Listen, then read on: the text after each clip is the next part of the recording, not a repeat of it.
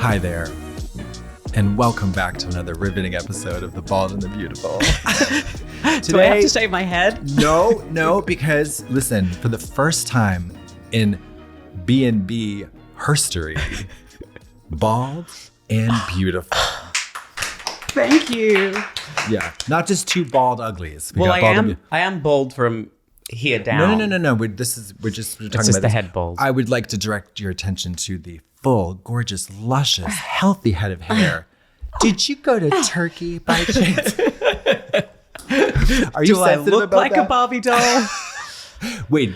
Have you gone on TikTok and typed in turkey teeth? Oh boy.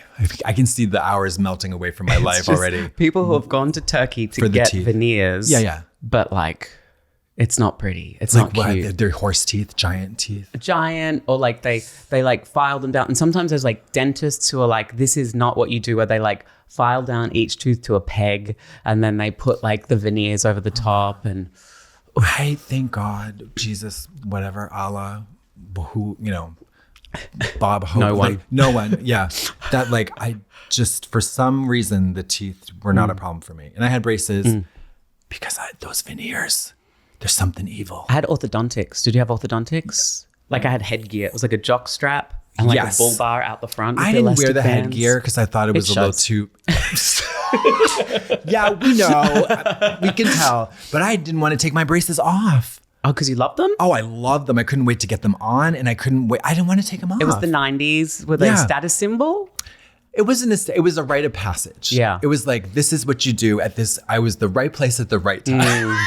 Such a sense of comfort and conformity and belonging. Yes, it was you get your driver's license at 16, you get your braces at 12. Yeah. And from 12 to whatever. I was just and they would tighten them at the and they would hurt. Did you have, mine was old school orthodontist. Elastics? No, mine was wire. Yeah. You'd wrap the wire, metal, and then they'd be the spiky bits and it would stab the inside of your mouth. Oh, absolutely. And then they would attach elastics from the bottom, the top to the bottom, and then sometimes they would snap in your mouth. Oh, thrilling. Gen Z doesn't know what they're missing. With their Invisalign. Wait, is that what they're doing? Yeah, they don't do they do? I've seen people with braces. They do metal braces. Do you know what it's a semi-kink? Adults with braces. Do you know what I mean? I know what you mean. Well, my aunt, who I'm not, that's not my kink. Not my kink. She got braces as an adult, and I just thought that was the coolest thing ever. Actual real life braces. Yeah. Child braces, metal, the whole thing. How would you feel about an adult getting the colored elastics on their teeth? Is it a little infantile? Is totally twee. Yeah. They might as well be wearing a diaper. Yeah. You know what I mean? But just a mouthful of silver is kind of hot. I think it's so odd, especially if they have gray hair and a job. You know what you want to do? You want to find the person who's got kind of janky teeth, who's about to get braces, and that's where you marry on the bottom floor. Okay, and it's a good 3-year marriage. A good 3-year marriage. Well, no. You got to wait until the braces are off, and then you get to enjoy the glory years. No. Once the braces come off, it's a wrap. The appeal's gone. But then they've got a lovely Well, then they move on to another person.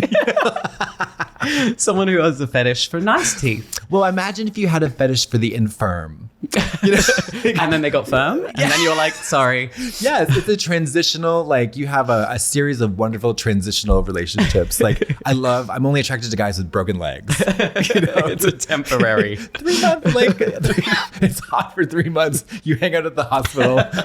Okay, so I was just in Australia. Yes. You're here. Yes. What the fuck is up with that?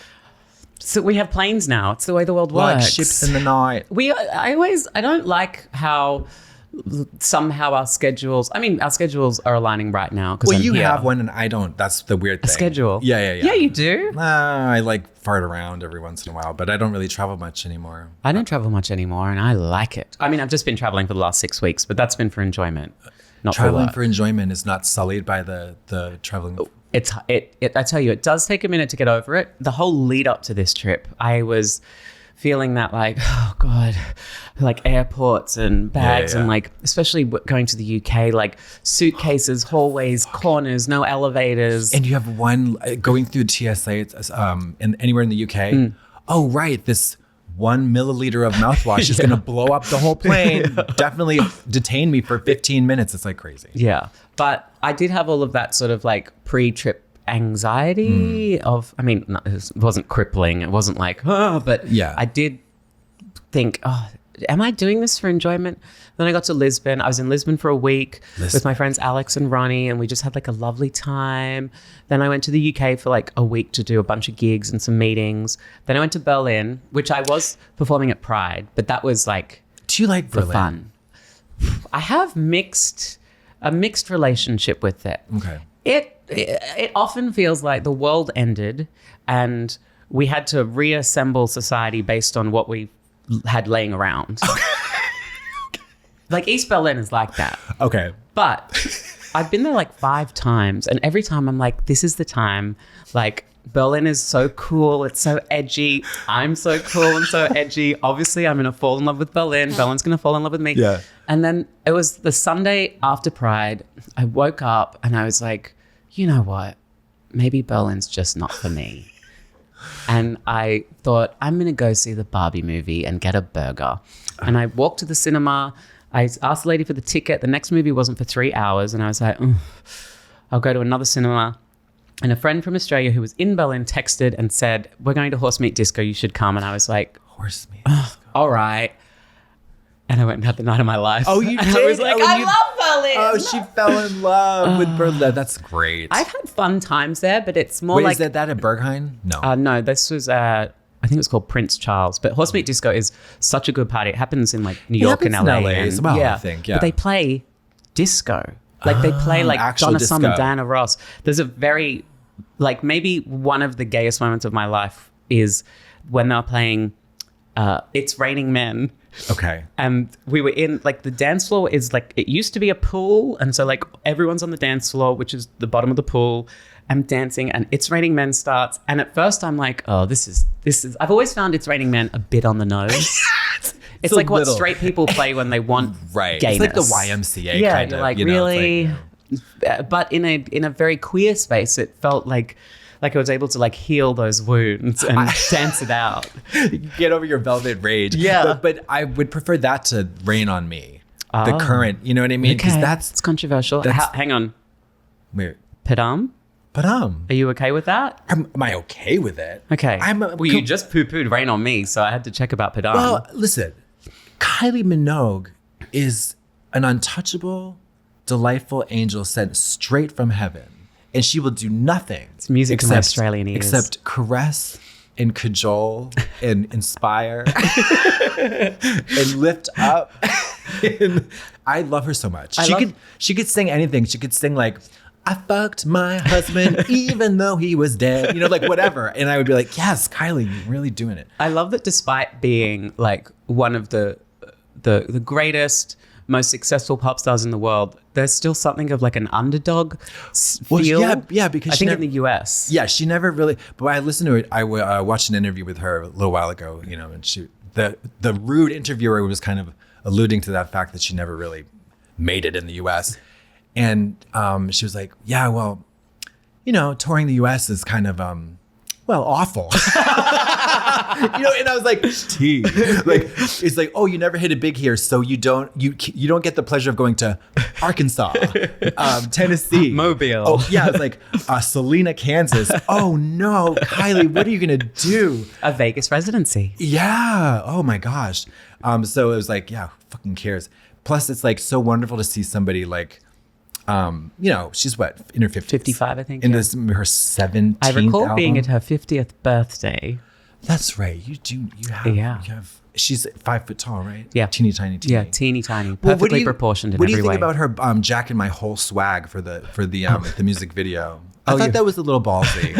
I did see those memes. People were like, "This is just Katya." Yeah, my friend Macy Rod was like, "So I loved your new music video." And I was like, I mean, it's not like.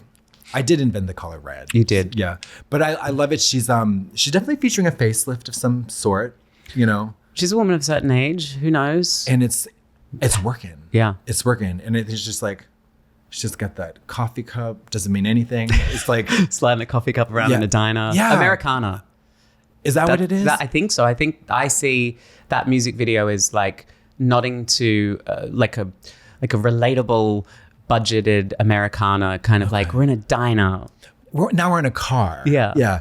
And then we're in a hotel. We're in a hotel. They're all very like American tropes, like a motel. A motel. It wasn't a hotel. It definitely was a motel. Yeah.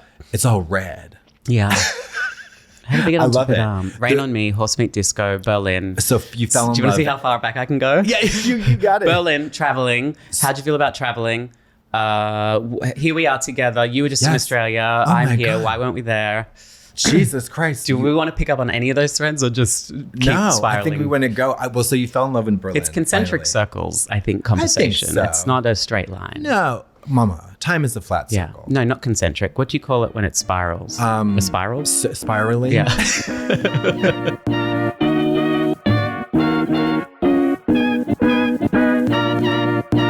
Today's episode of The Bald and the Beautiful is brought to you by our friends at BetterHelp. Listen, we all feel uncertain at times in our life. Even me, Trixie and Katya, I know you think I have my whole life together, but there are nights where I'm lying awake, watching Fight Club for the 37th time, wondering if I am a made-up person. And as I've lived further with my family, sometimes I find that when I do talk to them, I just dump on them all my problems, my woes. And for me, talk therapy is a great option because I can sort of assemble my thoughts and feelings like a puzzle before I just turn around and dump on my friends and family. Sometimes in life, we're faced with tough choices and the path is not always clear.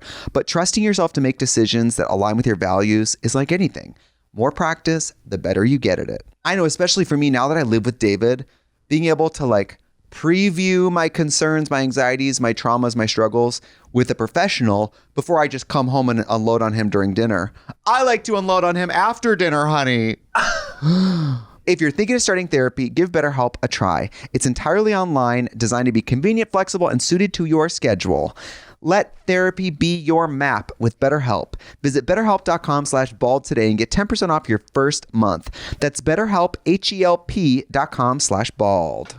This episode is brought to you by Rakuten. It's back to school time already, huh? Feels like the kiddos just got home for summer break. Well, this time of year calls for a lot of shopping, and to make sure my 6 daughters have everything they need to kick off their year to a great start, I want to make sure they're very popular.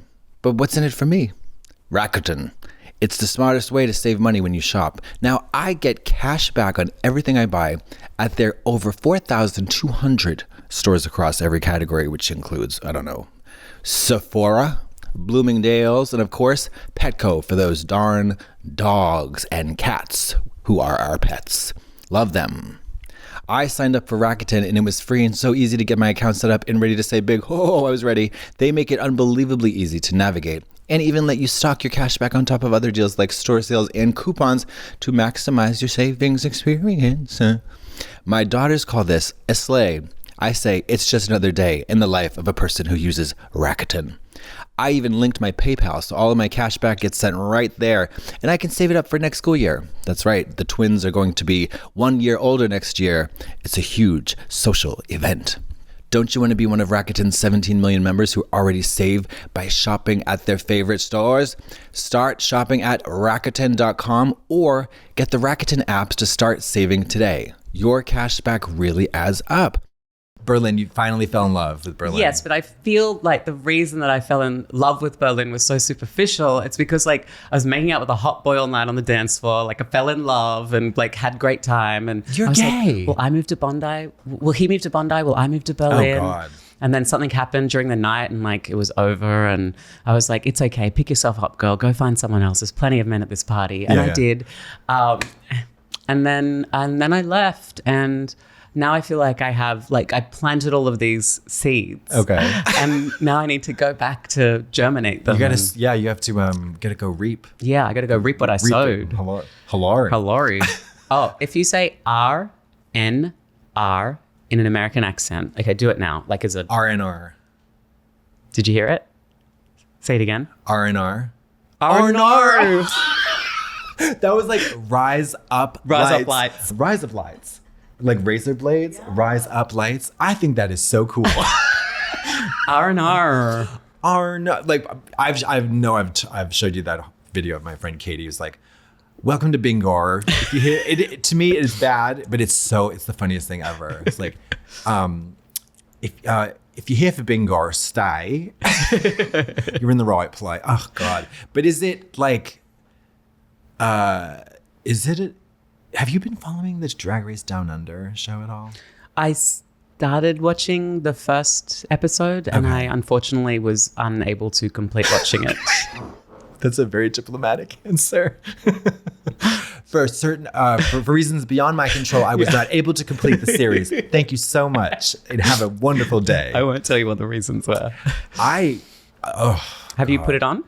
I'm hitting a wall with Drag Race. Yeah, we've reached saturation point. Oh, I think we reached it a while ago. Yeah. Once it started becoming like, and I'm not complaining. No, I'm not complaining. Listen, I think it's great that we have McDonald's in Africa, in Asia, and everywhere. You know, how do they feel about it though? I don't know. We have to ask them.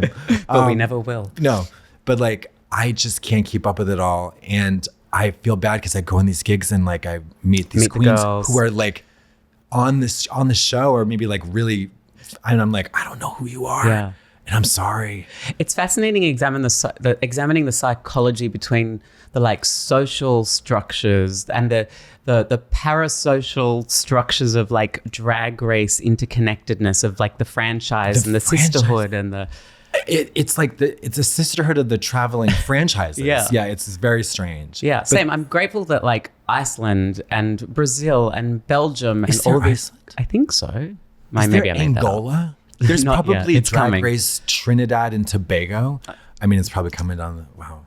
But I love that all of those regions have an opportunity for the queens in their regions to like. I'm just glad I was on season 6 of the US one. Seriously, Mary, I think like I'm so grateful because I think that your season 6 was the end. And then 7 was like, you know, when the monster like lurches up for one last little like thing at the end of the horror movie. That was 7. And then 8 was just, I don't even know, from 8 on. Yeah. And because it was like, I think Bianca killed Drag Race. It was sort of like when you're at the top, where else are you going to go? Down. Yeah. That's what season 7 was like. You know, we get those, you grease up one of those metal slides and take it down the ski hill. Yeah. No, but it was like a reset. I remember Did you reading, watch season 7? Yeah. You did? I've watched them all. Everyone. I've watched all the American ones and all Up to of the date, All like up to Stars. 15? Yes. Wow. Yeah. Alaska and Willem don't believe that I've ever watched Drag Race in my life, but I really have. Okay. But I was reading a book, I think it was Popism. I don't know if it was by Andy Warhol or if it was about Andy Warhol, but it was about that era of like Andy Warhol and the Factory and New York and the 90s and the 80s, 70s. 70s. Anyway, whenever it was, I really paid attention. And I remember reading it thinking, I wonder when like the next like great sort of queer artistic era will be. Right. And then I was like, oh, maybe we're actually in the middle of it. Yeah. Like Drag Race and the proliferation of drag globally, like we can remember what it was like. Well, this is just a few years ago, but I guess 16 years ago. Yeah, no shit. Yeah. Fuck. I moved to LA in 2010, and I think maybe season 3 hadn't gone to air yet, but we all knew Raja had won. Right. And it was like this like new. Yeah, because by season 3, it was getting somewhere. Yeah. And have I told you about when Ru sent me an email? So it was like 2009. I was doing beauty advertorials on Australian morning television for sheer cover mineral makeup. Of course you were. We're not wearing nothing. Just it was called sheer cover. A pussycat wig. Oh my God. And I had like a bunch of, and this is like essentially a pre-Drag Race era, like season 2. And so I had RuPaul's email. Why did I have RuPaul? RuPaul's email used to be on like RuPaul.com back in the year 2003. And it was like RuPaul at RuPaul.com. Yeah. And I hacked the mainframe. And so I sent an email to that address. And then Ru replied. Now, it was like on my old Hotmail account, so I don't have this email anymore. I want to see so I can only like... Let me guess. Listen up, you honky bitch. Well, what I never realized at the time, it was written in Australian. Because you know how she loves... Oh my God. She loves to dip her toes into the local flavor. Yeah. Basically, it's like hello, governor. Yeah. And that's it. Yeah. And so What did she say? it was Good something day. like, it was like, g'day, Courtney. I think you're the bee's knees.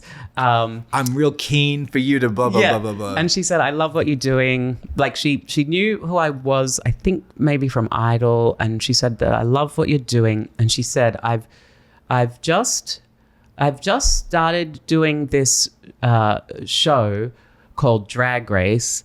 And if it's successful, it will give me the cachet I need to be able to start like a, she wanted to do like a drag band, like a live singing drag band. I swear that I'm not making this up, but as I'm saying it, it sounds so unbelievable. I thought they're going to be like a fracking empire in Wyoming. No. That came true. And she said she wanted to start a drag band, and it was like, and of course you would be the lead singer. I swear to God, this is what she said. I need to like contact someone at Hotmail. Who owns Hotmail now? Microsoft? Apple. Apple? Do they? Microsoft. Okay. Somebody get... yes. Mike at Microsoft, please, would you get right on that? Thank you. Yeah, and I that is insane. I had forgotten about that. This is tea. Right? This is actually like... And it was this lovely email, and it was just like, so it was also like one of those, you know, Ru is an icon. Did she sign it Love Ru or like Ruth Paul or anyways. That's so fierce. What was the band name? That we didn't get into that. I can't remember if it was like she wanted to do a show to create a band. Maybe it was like another like live singing drag band show kind of thing. I think. Wee Wee Pole, I think, was one of the name of her bands. Yeah. Damn. I remember you from, I became aware of you way before Drag Race from MySpace. Oh, MySpace. Wow. And I was like, Was I MySpace famous? I absolutely. And I never knew? You must have been. Me and Jeffree Star. In Miss Fame. I'm Miss Fame. Yes, because she was famous before the show with her YouTube. Is she old enough to be on MySpace? She's old enough to be Hey on Siri, how old is Miss Fame? I would say she's 40 years old. Miss Fame is 38 years old. Close enough. Yeah. Or YouTube or whatever. But I was like, I remember thinking like, oh, I didn't want to go to LA. I wanted to move to New York. But I was like, oh, this girl in LA, she's really, really pretty. What's her deal? And I remember thinking, I was like, oh, she's going to be such a bitch. She's going to be such a bitch. And look, you're just like a delightful ray of sunshine. No, you. I'm talking about you.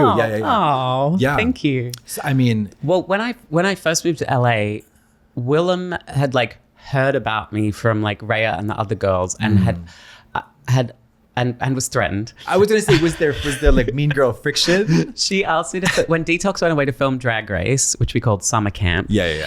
She asked me to fill in for a DWV gig at Wet in Chicago. Oh, God. And on one condition, that I had to wear brown hair. And a mustache. And be sing behind the curtain.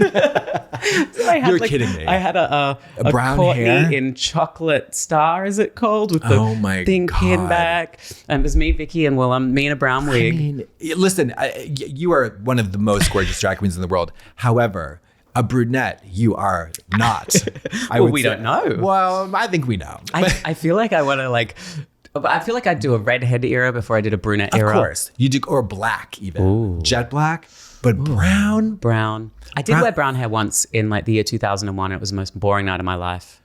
And you also Fran Drescher for the Snatch game. That was a brunette moment. Yeah. But it's just like, it's a head scratcher for me a lot of times. It's like, why?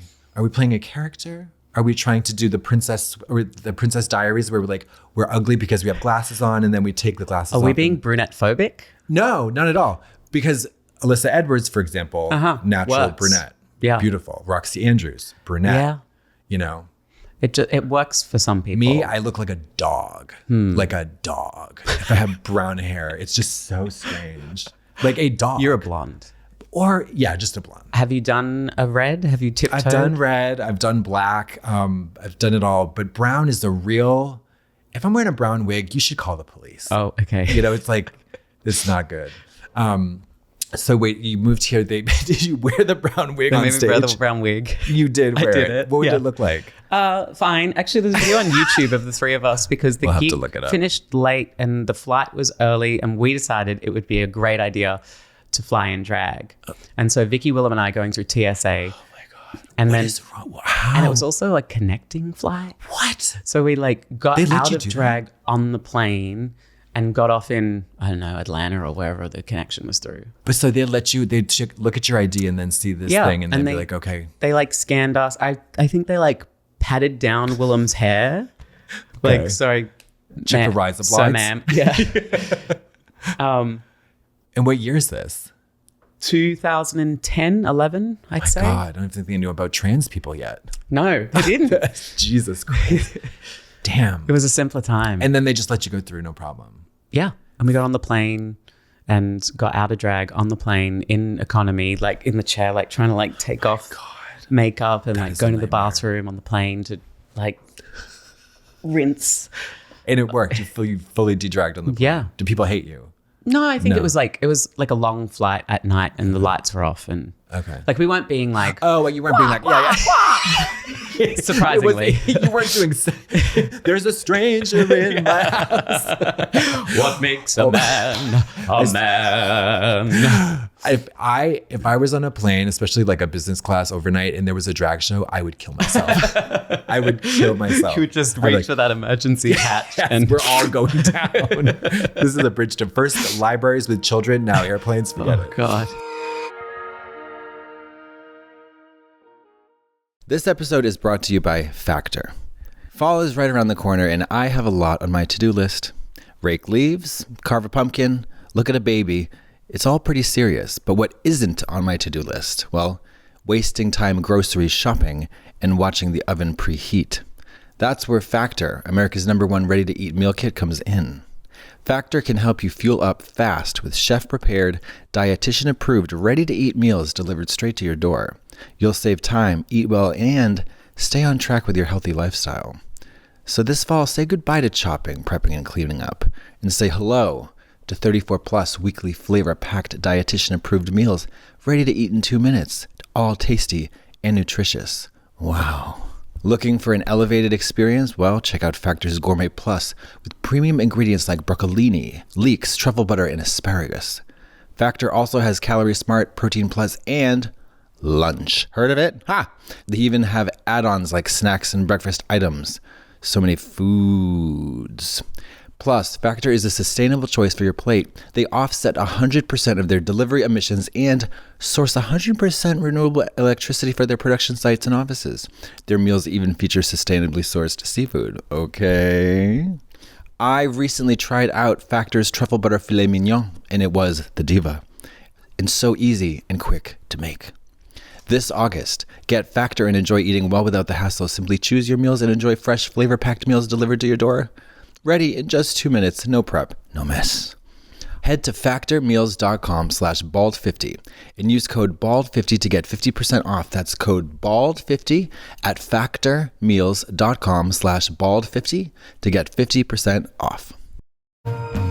Extra, extra, we are going on tour. That's right, Katya and I are taking the Bald and the Beautiful out on the road. So come see us in the flesh retelling the same old stories. One of us while- may or may not interrupt the other. And we can guarantee that we will talk about a movie in great detail that premiered 27 years ago. That's right. For tickets and more info, please check out trixieandkatya.com. Ooh, there ain't no other way. Is in Australia, I noticed that like there were some protests at the drag expo that we did. But they had a huge police presence, like just in as a precaution, like a barricade. And I don't even know what happened with the protests. Like, you know, people protesting the fact that they think drag queens are groomers and all that. Yeah. Which of course we are. But like Very well groomed. But by and large, isn't Australia like, or at least Melbourne and Sydney, like very gay? Yeah. It's Very really gay interesting friendly. because the conversation around drag and grooming, and I think that also like then extends to like trans people and sport and bathrooms and whatever else. It's all in Australia. It's all, I think, spoken with an American accent. What do you mean by that? It's sort of something that's been imported from the US. And it's not, I think most Australians, even like our conservative, like Fox News. It's called Sky News. What's it called? Sky News. Sky News. I was on a TV show called Play School Storytime, which is like a kids, like an institution play school, and they have Storytime, which is like a spin-off where somebody reads a book, and they have lots of different people reading a lovely book to children. And it's the ABC. It's like publicly funded, like very considered. There's nothing like salacious. Huge opportunity for grooming. Well, I read this lovely book. Yeah. And this was sort of before the drag queen Storytime thing had really kicked off. Right. And I had been on the previous year. It was like a show called Little Kids Big Questions, where they had like a First Nations person and like a bunch of kids asking like questions about First Nations culture, or a person in a wheelchair and them talking about their experience, and different like just different facets of society, having conversations with kids. And I did one that was like, had millions of views. It was so well received. It was so adorable. No one ever said anything. But then a year later, and this sort of thing started to spark off, and I was at a 10-day silent Vipassana meditation retreat in the Blue Mountains. Grooming. When a senator held up a like laser jet printout of me and asked, why is the ABC using government money to groom children? And Oh my God. in the Senate estimates, there's a like a privilege that exists where they can say slanderous things or defamatory things with privilege, and it's fine. Okay. But even like the Sky News, like the Fox News of Australia was like, what is this guy talking about? Like, this is ridiculous. We all need to move on. And I was just like, oh my God. Like, because I saw the thing and it was like them talking about it, and I watched it and I was like, oh, yeah. He's like, this was a lovely show. Courtney read this book that was completely appropriate. It was very sweet. I'd be happy if my kids watched it, sort of thing. And I was like, oh. Are you telling me that there's evolved conservative news outlets out there? Like, or that they exhibit evolved behavior at certain times? At certain times on certain subjects. I mean, honestly, like, mama, who gives a shit? Also the bathroom thing, marry the leave it alone. Well, they've been poking around trying to find what works for a while. And they finally worked out drag queens and story time and sport, trans people in sport. They're like, oh, here's where we can like really divide the nation. The sport thing really gets tough because people are so, I mean, sports is such a huge industry and it's so serious. Yeah. I mean, do you ever watch like American football games where the coaches are on the sidelines with they have like veins bulging, they're screaming, and like they look like they're about to have an aneurysm. Yeah. It's like so serious. But they've worked out that there's these few issues that will polarize us, and there aren't easy answers, and they are difficult conversations. Right. And the thing about those polarizing conversations is that they reduce it to just two sides. Yeah. So everything on the other side is wrong. Right. And so having the ability to be able to hold more than one truth in your head at one time is what's required. And so when we're focused on what we disagree on, we're forgetting everything that we actually do agree on. And so I'm always interested, like, I think the people at the top probably know exactly what they're doing and that they're using these wedge issues to divide people. But then the people are like, that's right.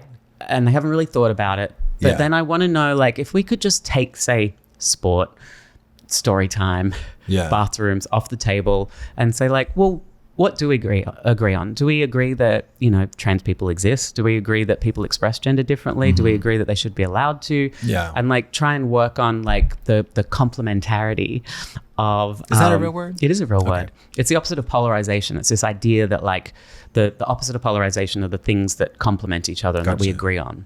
Okay.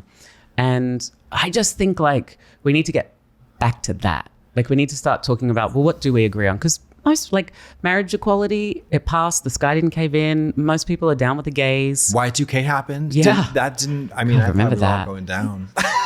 Mum bought water and canned food, and I was waiting for like, I don't even know what. Yeah. But no shit. Also, like, I mean, I think it must be just a distraction from the fact that like, in America we have no health care. There's you can't, the cost of living is so sky high, and then billionaires don't pay taxes, blah, blah, blah, blah, blah.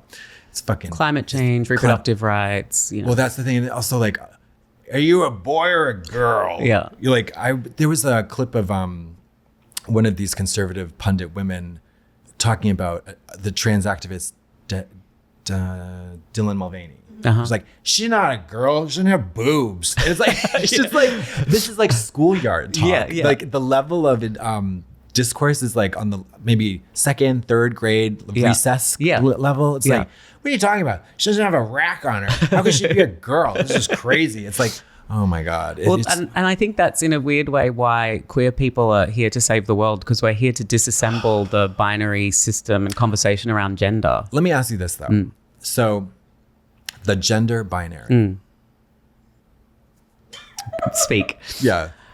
Are you for or against? I think that there's like obviously biological realities, and I think that there is then sociological realities, which is that gender exists in many ways. Like, I always think if I could like talk to like the straight conservative man and be like, yes, sir, we both have penises, but do you really think that like we're the same? Because I'm sure in your mind, you see me as less than. You don't see me as masculine or a man. You see me as like some pathetic. And like, let's go with that. Let's take that and extrapolate that. Because you see right there that gender is on a spectrum. Because you're more masculine and I'm not. Like, if we were in the cave people times, I wouldn't be out killing the lions. I'd be picking berries with the women. Like, it would be a meritocracy. Yeah. No, you'd be doing like silk trapeze or something like that. Or like, I'd be like modeling. the medicine. Modeling. You'd probably be swimsuit modeling. A person swimsuit modeling. They had them back then. But I think like if you look around the world, right? I mean, I know this is like, it's like flogging a dead horse, this conversation, but I try to think of like other ways to talk to conservative people, like to help them prove what they're saying is true in service of our experience. Right. And so I'm like, you're this big masculine man. I'm not. Yeah. So therefore we have a spectrum. Yeah. So let's like expand that out. Let's plot the manliest man to the most, I guess, feminine man, if we had to choose a word, and the most feminine woman and to the most masculine woman. And I feel like that's a Venn diagram that actually crosses over. It's not like, I feel like the most feminine man is more feminine than the most masculine woman. Okay. But also, of course, it depends on, to a degree, the arbitrary nature of how we characterize masculine and feminine. Absolutely. Like, she doesn't have a rack. Yeah. Where are fucking tits? Yeah. You know, like, just because she's got double G's doesn't mean, you know, she might be out there changing a tire. Yeah. With a buzz cut. Yeah, you know? exactly. So, it's just so reductive, the whole conversation about and that's why I think like all of this queer identity is disrupting what people have always afforded to be true. And I think we're now just unfortunately suffering the fallout, but I think that it's almost like a puberty, like, you know, trans people go through like a second puberty. I think the conversation around gender right now, probably aided by social media and populist politics, it's like one big puberty, like the hormones are raging and we're all just like in the schoolyard saying dumb things. And my hope is that in 5 or 10 years, we will have progressed to a place where maybe 10, 15 years, where society looks back and goes, oh, wow, queer people, there was something so feminist about trans and queer identity, and it really helped to not take away from what a woman is, but take away the expectation of how someone who has a vagina is supposed to behave and dress and act and eat and wear and all of that. And for men, I think men on the other side are actually... sometimes it sounds like poor straight white men. No, men have problems too. No, but I think they're actually the ones who are suffering not the most. Well, they have a burden. They have a burden. They have a burden. They created it. They created the cage. They inherited it. The system created the cage. They're not personally aware of the cage. Yeah. And I think that working to disassemble that for them, weirdly, is I think it's like my kink. And I think I've discovered that through having sex with like straight identifying men in drag and then psychoanalyzing them after they come. I did the same thing too, if they were available for that, because sometimes they come and they just... And then they punch you in the back of the head and leave. I had one vomit once. That's some crying game shit. I know. But why? I don't know. It was 2001, so You were wearing a brown wig. It could have been my fault. Gel didn't have liner hadn't lashes been on. invented yet. I had wispies on at best. But fuck. And I was the top. And Of course. he came and then he looked at me, looked What a in the mirror. drama queen. We were in the bathroom and he was over the bathroom sink. And then he just looked and he got that look in his eye. And I was like, is he going to punch me? Or, oh, no. And then just vomited everywhere. And I sort of snuck out of the room, put on a little more lip liner.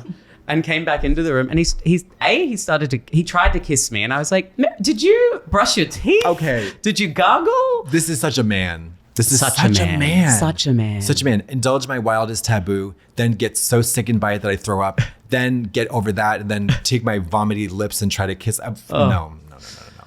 But you know, I think by the time that we have all this gender stuff kind of ironed out and smoothed over, climate change will be like, Yeah.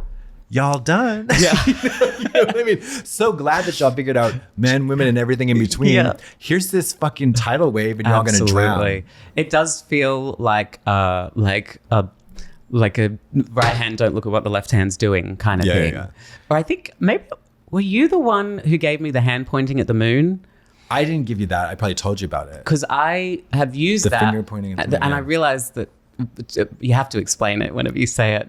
Because I thought it was like a philosophy or not an But it ethos. is. But but when I say to people, drag is like the hand pointing at the moon, and they're like, I'm like, but most people, instead of looking at where the finger is pointing, they just are looking at the hand and going like, wow, what a pretty hand in a wig. And you're like, no, I'm pointing at something. Look at that. Yeah. And I think that, that's the power of drag. And I that's why I do think that I think that I think that like Black Lives Matter, Me Too, queer liberation are all really important movements that have been created to uplift people who have been oppressed by the patriarchy. Mm-hmm. But we haven't addressed the source, which is like we tried to disassemble the patriarchy, but and I think that like if we try in a weird way to talk to men.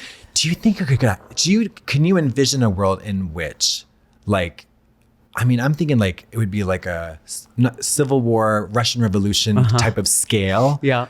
But you look at all these in America anyways, I don't know about Australia. It's like Congress, companies, CEOs, it's all men. Yeah. Pilots, all men. It is a patriarchy. It's all men. How do you practically dismantle that? Barbie Land.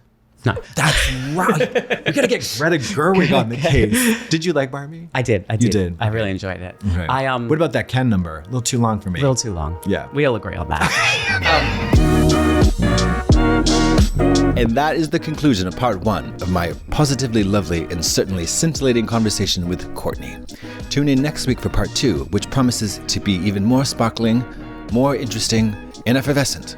Thank you so much. Goodbye.